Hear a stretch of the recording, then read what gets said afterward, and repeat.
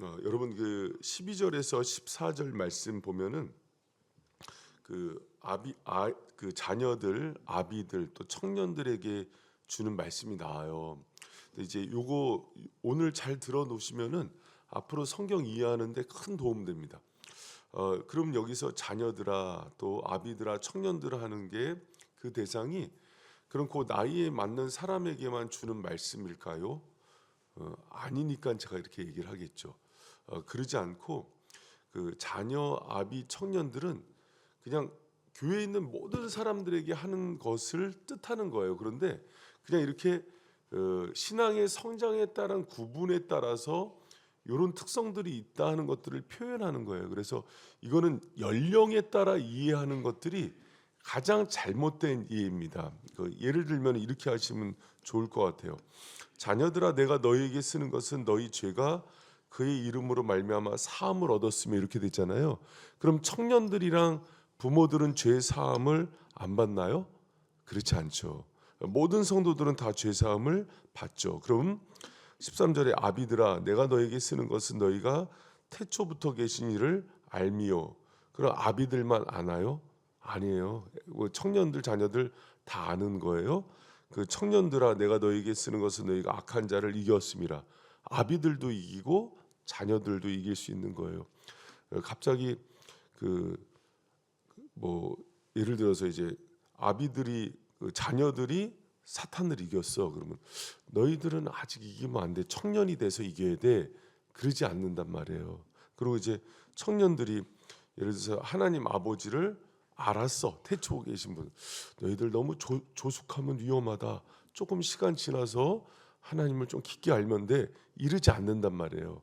그래서 요 세 사람 나오는 것들을 나이에 따라서 이해하면 되게 혼란스러운 본문이에요. 제가 이제 구약에서도 한번 예를 들어서 볼게요. 요엘서 2장 28절에서 29절에 보면은 여러분 잘 아는 본문이에요.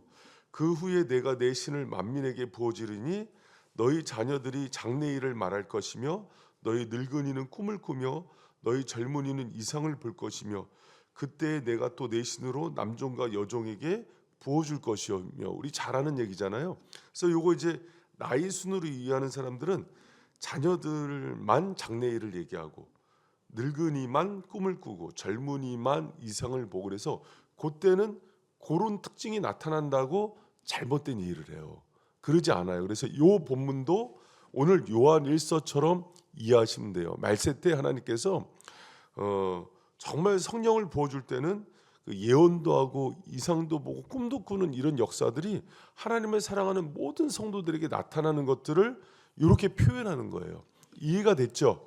그러니까 이런 이해를 가지고서 앞으로 이렇게 나이 구분으로 분류하는 것들이 이렇게 요한일서나 요엘서에서 나타나면 이거 모두 우리에게 주시는 것이구나 하고 이해를 하시면 좋을 것 같습니다.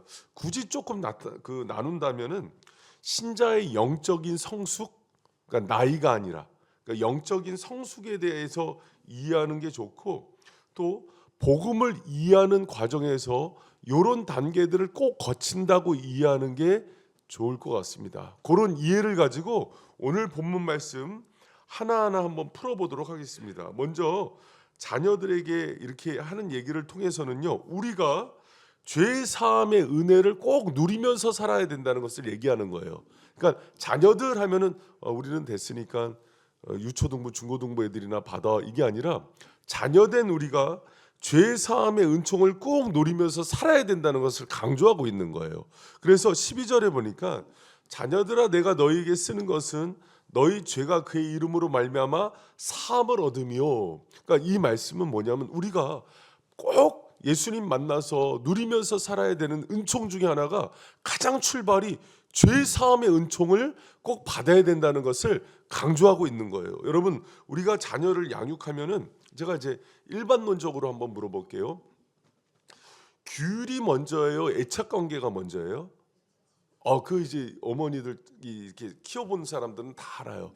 근데 이제 잘 모르는 삼촌이나 또 이모들은 이제 결혼 안 하면은 애들을 반듯하게 키워야지 그래요. 그 애들 그러다가 반듯하게 키우다가 똑 부러진다고 오은영 박사님 맨날 얘기하잖아요. 사랑의 애착 관계, 애들이 실수해도 잘못해도 그것을 안아주고 품어주는 부모의 용납과 용서의 사랑이 아이들을 성장시키는 거예요. 그러고 나서 애들이 잘못했을 때 규율을 잡아주면 애들은 건강한 사람이 돼요. 근데 그러지 않고 처음부터 막 훈육하고 잘못한 걸 얘기하면 아이들이 마음의 상처를 받는다는 걸 얘기해요. 우리가 이 땅을 자녀들을 양육하고 누군가를 관계 맺을 때 이 사제 은총은 너무나 중요해요. 여러분, 우리가 먼저 그러나 우리가 그것을 보여주려면 주님과의 관계에서 사제 은총을 충분히 누리는 은혜의 사람들 되시기를 축원합니다. 여러분, 우리 다음 세대 아이들 좀 질서가 없어 보이고 예배 시간 늦고 좀 무례해 보여도 먼저 그게 먼저 보이면은 우리는 은혜의 사람이 아니에요. 저 아이들 먼저 가슴으로 품어주고 내가 주님께, 그래서 제가 자주 하는 얘기가 있어요. 여러분, 우리 옆에 있는 이웃들 또 부부, 남편, 자녀들 얼만큼 사랑하고 용서해야 되냐면 예수님이 나를 사랑한 만큼이요. 예수님이 나를 참아준 만큼, 아니 그거 반 정도는 해야 될 것 같아요. 여러분, 나 불편하게 하는 사람들 먼저 팍 찌르고 이렇게 하기 전에 예수님이 여러분 품고 용서하시고 인내해 주신 만큼, 여러분 몇 년 기다리셨어요? 주님이 엄청 기다리시고 지금도 참아주시잖아요. 저한테도 그래요. 그만큼 용납하고 사랑하는 그 사랑을 자녀들에게 너희들이 그것을 얻고 누리며 살아가라고 얘기하는 거예요. 여러분, 오늘 새벽에 오신 여러분 가운데 그 은혜, 사제의 은총이 먼저 여러분한테 충분히 누려지고 여러분을 통해서 여러분의 자녀와 또 가정 가운데 흘러가는 은혜가 있기를 축복합니다. 여러분 13절에 보니까 또 아비들이 누려야 되는 그 은혜의 특징이 나와요. 근데 다시 한번 얘기합니다. 이게 그러면 여기 있는 부모들만 누리는 게 아니라 모든 사람들이 누리는데 이게 마치 아비들이 누리는 것 같은 성숙함이 있다. 그래서 아비들아 하면서 얘기하는 건데, 아비들아, 내가 너에게 쓰는 것은 너희가 태초부터 계신 이를 알미요, 이렇게 얘기했어요. 그러니까 태초부터 계신 분, 알파가 되시고 오메가가 되시는 예수 그리스도를 아는 지식을 갖길 원하는 거예요. 여러분, 성숙함이라는 것은 하나님을 아는 지식을 많이 누릴 때 생겨요. 여러분, 우리가 신앙생활하면서 올해 2025년이 2024년에 비해서 하나님을 알아가고 예수님을 알아가는 부유한 지식이 여러분 가운데 임하기를 축원합니다. 그래서 여러분, 우리가 여기서 태초부터 계시니 하는 것은 특별히 예수 그리스도를 뜻하거든요. 그래서 여러분, 예수님을 아는 알 때요, 지식으로만 아는 게 아니에요. 지정의로 경험해서 알고, 내가 정말 그 어렵고 힘들 때 주님이 나를 붙들어 주시는 은혜도 체험하고, 환난을 주님께서 피할 길을 내시는 주님도 경험하고, 치유하시는 주님도 경험하고, 인생의 길을 내시는 주님도 경험하고, 관계가 정말 내가 도저히 용서 못할 사람을 만났는데 그를 품을 수 있는 마음을 주시는 주님도 경험하고. 그래서 여러분, 태초부터 계신 그 예수 그리스도를 정말 부유하게 아는 우리 성도들 되시기를 축원합니다. 여러분, 특히 예수님 태초부터 계신 이를 안다고 할 때는요, 그분이 여기를 창조하신 분이세요. 삼위 하나님은요, 함께 창조하시고 함께 통치하고 다스려 나가세요. 그래서 모든 알파와 오메가 되시는 그 주님이 창조 주시면서도 마지막 심판주가 되시고 재림주가 되시는 거예요. 여러분, 그 예수 그리스도를 아는 놀라운 그 안목과 시야, 성숙한 안목이 여러분 가운데 임하기를 축원합니다. 이렇게 막 딸들이 시집을 가잖아요. 그러면 부모들은 그 딸을 보면서 기쁘기도 하지만 이렇게 예전에는 이렇게 많이 울었어요. 왜 운 거 아니? 예전에는 여성들이 시집을 가면은 그 결혼해서 시집살이도 해야 되고 녹록지 못한 살림도 꾸려야 되고, 또 남자들이 지금은 저렇게 잘해줘 갖고 결혼했지만 결혼한 이후에 달라진다는 거 알고, 그러니까 인생이 한눈에 보이는 거예요. 풀사이트라 그러거든요. 그러니까 인생 전체가 보이니까는 갑자기 짠하기도 하고, 또 그걸 통과하는 딸이 보이니까는 배잔하기도 하고. 근데 그걸 모르는 이제 딸은 막 기뻐서 막 뛰는데, 근데 부모는 그것을 이렇게 잠잠히 쳐다보는 그 시야가 있는 거예요. 여러분, 신앙생활을 하다 보면은 교회에서 그런 안목이 있는 아비 위치에 있는 성숙함이 있는 분들이 있어요. 그럼 지금 당장 막 은혜 받아서 막 예수님 최고야 막 그러고 정말 나 이런 은혜 받았어요. 그러면 그 뒤에 올 연단도 보이고 또 어떤 시간을 통과해야 되는지도 모르면서 그래 그러면서 조금 다독거려 줄 줄도 아는 게 어른이에요. 여러분 예전에 제가 이제 그 사역을 하는데 어떤 교회에서 어떤 집사님이 부도가 나서 힘들게 됐어요. 그랬더니 백전노장 권사님이 드능을 두드리면서 헌집 무너져야 새 집 주셔 걱정하지 마. 근데 그분이 여러 번 그걸 경험한 분이에요. 그러니까 다른 사람들은 위로해도 위로가 안 되는데 그분이 푹 품어주면서 헌집 무너지니까 무너져야 새 집 주신다. 그런데 그렇게 위로가 되는 거예요. 그게 부모의 안목이에요. 태초부터 계신 일을 알기 때문에 오는 성숙함이에요. 여러분 우리 인생 가운데 많은 길들을 걸어야 돼요. 2025년도 예측하지 못하는 그 길을 가는데 어린 성도들은 작은 환난에 넘어지고 이래서 주님 계셔 이렇게 얘기할 수 있지만은 정말 성숙한 안목을 가진 여러분 영적인 어른이 되면은 그 모든 길 끝에 여전히 우리를 보호하고 계시고 알파와 오메가가 되시는 그 주님 신뢰하면서 그렇게 묵묵히 광야를 걸을 때도 주님을 신뢰하고 푸른 초장을 걸을 때도 주님을 신뢰하면서 그렇게 가는 아비의 성숙함이 여러분 가운데 임하기를 축원합니다. 여러분 그리고 이제 마지막으로 청년에 대한 얘기를 해요. 그 13절에 그 하반절에 청년들아 내가 너에게 쓰는 것은 너희가 악한 자를 이겼음이니라. 여러분 군대도 젊은 사람들을 이렇게 징집하잖아요. 예비군 그 전역하고 나서 예비군 하다가 예비군 끝나는데 뭔가 좀 서운하더라고요. 그러다가 민방위 하다가 민방위까지 끝나니까 왠지 남자로서 이제 끝났나? 이제 내가 늙었구나 이런 생각이 들더라고요. 근데 청년들은 나가서 싸우고 막 영적으로 악한 자를 이기고 이런 모습으로 많이 비유가 되잖아요. 여러분 그러면 이제 나이 드신 분들은 세상으로 치면 이제 우리는 나이 들었으니까 이제 안 싸워 이러나요? 아니라니까요. 여러분 우리는 모두 다 청년으로서의 영적 전쟁에 능한 자가 돼야 돼요. 할렐루야. 여러분 사탄은 늘 성숙하고 또 우리가 주님 안에서 깨어 있고 이렇게 신년에 새벽에 나와서 은혜 받으려 그러면은요 사탄이 방해할까요? 그만둘까요? 많이 방해해요. 가만히 두지 않아요. 그러면 그것을 이길 수 있는 청년의 그 영적인 강함이 여러분 가운데 필요함을 기억하시기 바랍니다. 여러분 그런데 우리 14절 보면은요. 14절에 다시 한번 그 자녀 아비 청년들에 대해서 얘기하는데 그 14절 한번 제가 또 하반절 읽어 드릴게요. 14절 한번 보세요.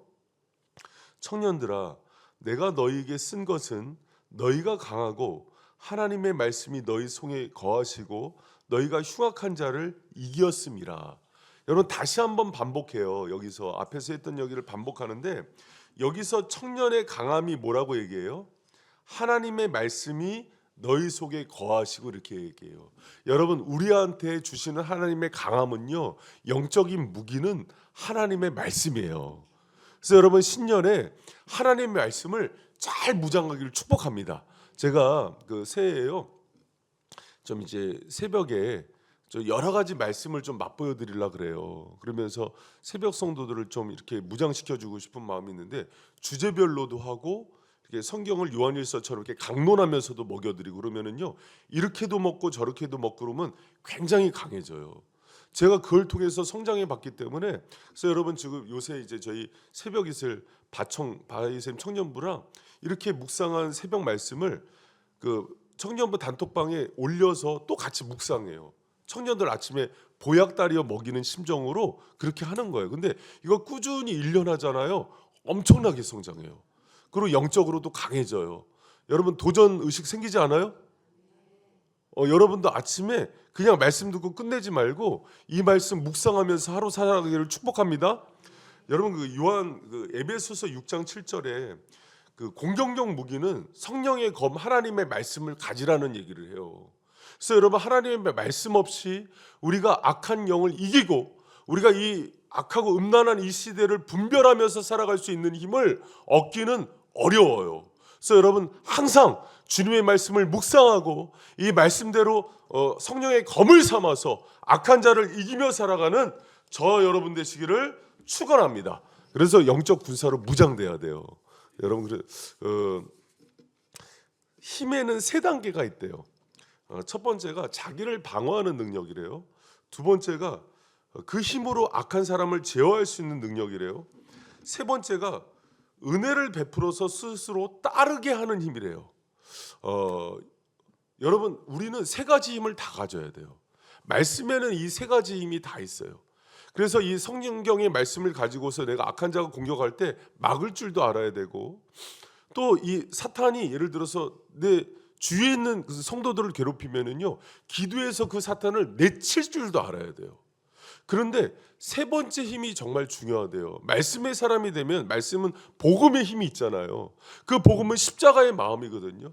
그러면 예수님은요, 어떻게 항상 제자들을 움직이셨냐면은 누르거나 강제로 끌지 않으셨어요. 그분이 말씀대로 살아갈 때 제자들이 감동이 돼서 따랐다고요. 여러분 발생 가운데는 그 리더십이 필요합니다.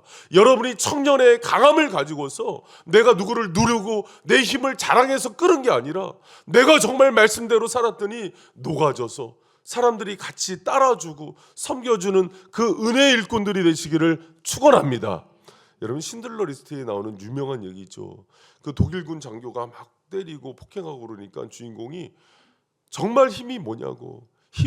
힘이 있지만은 그것을 가지고 다른 사람을 지키고 보호하고, 때릴 수 있지만 죽일 수 있지만 죽이지 않고 살리는 힘이 아니냐고 막 호소하는 그 장면이 나오는데, 그걸 보는데 제가 예수님이 떠오르더라고요. 말씀 한 번으로 12영혼이나 더 보내서 다 쓸어버릴 수 있는데 묵묵히 십자가에 올라가서 자기가 죽음으로 모든 사람을 살리고, 그 위에 예수님의 모습을 본 사람들이 그 길을 저 같은 사람들이 또 따라가고, 그러면서 주님 안에서 녹아지는 그 삶이 되는 게 진짜 십자가의 능력이거든요. 여러분 청년의 강함이 여러분의 것이 되기를 축원합니다. 그래서 여러분 우리가 그 힘을 갖잖아요. 가정이 평화로워져요.